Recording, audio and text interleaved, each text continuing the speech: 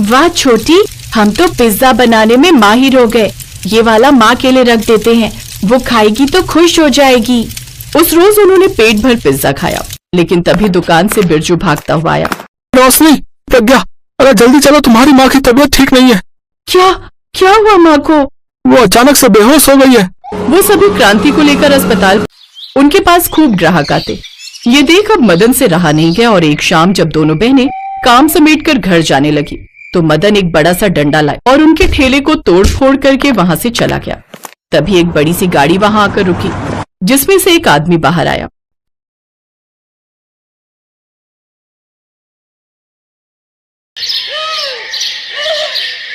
क्रांति अपनी दो बेटियों रोशनी और प्रज्ञा के साथ एक किराए के कमरे में रहती थी।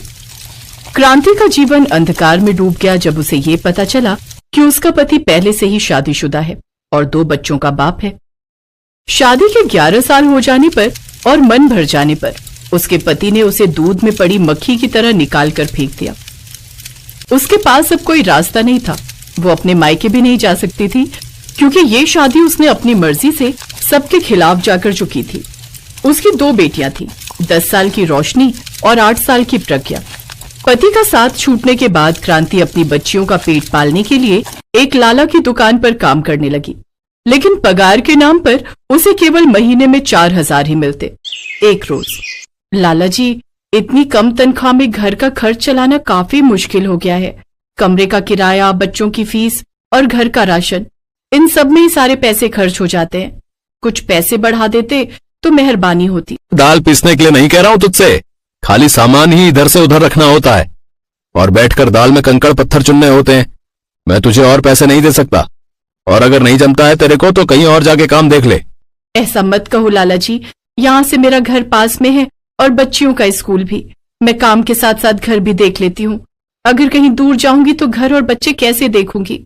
अरे इसीलिए तो कहता हूँ जितना मिल रहा है उसी में संतोष करना सीखो। शांति चुपचाप घर आ जाती है। ऐसे ही दिन बीतते हैं। एक रोज, माँ, आपको पता है सब स्कूल में हमारा मजाक उड़ाते हैं। कोई भी हमारे साथ लंच शेयर नहीं करता। वो सब कहते हैं कि इनके टिफिन में तो हमेशा रोटी होती है, वो भी बिना घी के चुपड़ी हुई। वो सब हमें गरीब कहकर हमारा मजाक उड़ाते हैं। हाँ माँ, हम इतने गरीब क्यों हैं? गरीब होना ऊपर वाले ने हमारी किस्मत में लिखा है मेरी बच्चियों। कभी कभी स्कूल के बाद रोशनी और प्रज्ञा भी माँ के पास गोदाम में बैठकर पढ़ाई करने बैठ जाती, जहाँ क्रांति दाल साफ करती और दोनों बहनें पढ़ती। एक रोज जब वो दोनों दुकान पर आई तो लाला पिज्जा खा रहा था, जिसे देख प्रज्ञा अपनी माँ से बोली, माँ, मुझे भी वो खाना है जो लाला खा रहे हैं। मेरे स्कूल में काफी बच्चे लाते हैं ये पिज्जा, लेकिन वो बहुत महंगा आता है बेटी, और तुम्हारी गरीब माँ की इतनी हैसियत नहीं कि वो तुम्हें ये खिला सके।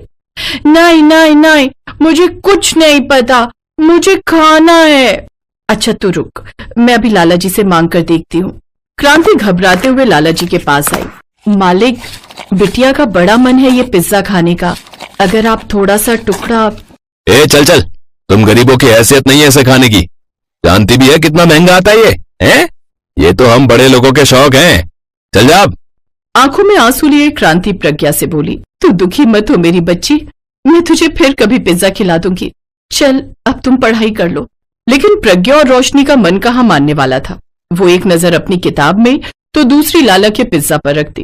तभी लाला के पिज्जा में एक बाल आ गया। लाला ने गुस्से में उस पिज्जा को फेंक दिया, लेकिन रोशनी ने सबसे नजर बचाते हुए उसे अपने डिब्बे में रख लिया। घर आकर रोशनी उसे चूल्हे पर सेकने लगी। ये पिज्जा, ये कहाँ से आया?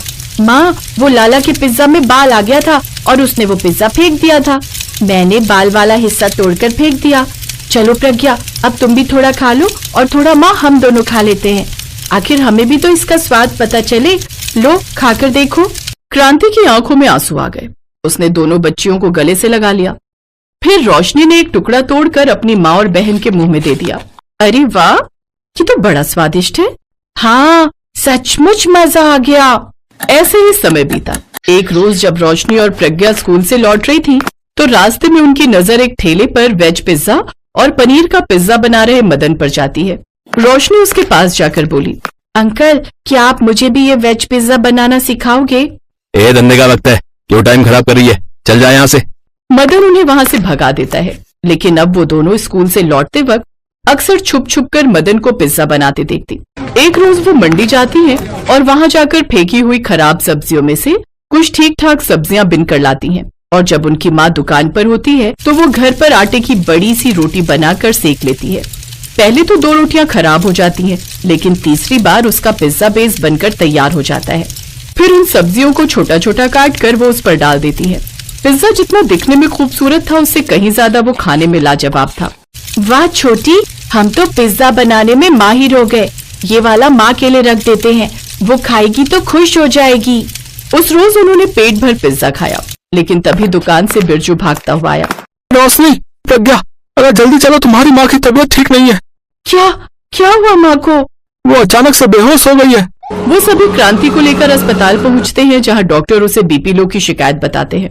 साथ ही कमजोरी के कारण उसे कुछ दिन के बेड रेस्ट पर रहने के लिए कहते हैं।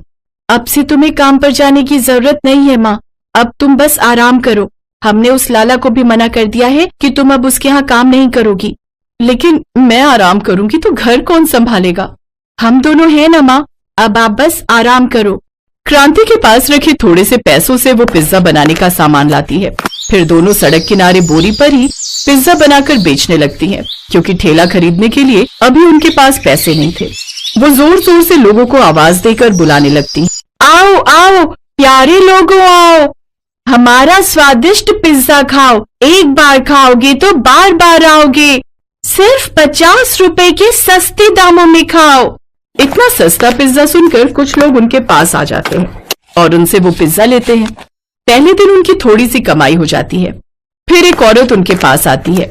एक वेज पिज्जा मुझे भी देना। वाह, इसमें तो क्या लाजवाब स्वाद है। ऐसा करो 4 पैक भी कर दो। उनका वेज पिज्जा सबको बहुत पसंद आया और उन दोनों बहनों का काम चलने लगा। लेकिन मदन उनसे चिढ़ने लगा।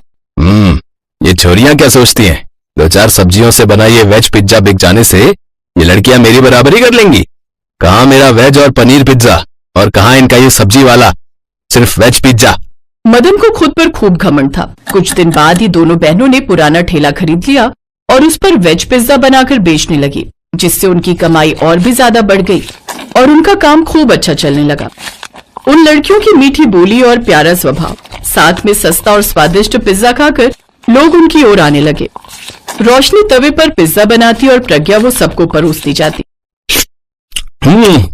वाह, क्या बढ़िया वेज पिज्जा बनाया है। क्या लाजवाब स्वाद है इसमें। उनकी कमाई देख मदन गुस्से में आकर उनसे बोला। ए लड़कियों, खबरदार, अगर कल से तुम दोनों ने अपना पिज्जा का ठेला यहाँ पर लगाया तो। क्यों नहीं बेच सकती हम यहाँ पर पिज्जा? क्योंकि तुम्हारा ये सस्ता सब्जी वाला 2 कौड़ी का पिज्जा देखकर मेरी दुकान पर कोई नहीं आता। मैं रोज सारा सामान घर ले जाता हूँ और तुम दोनों यहाँ बैठकर नोट छाप रही हो।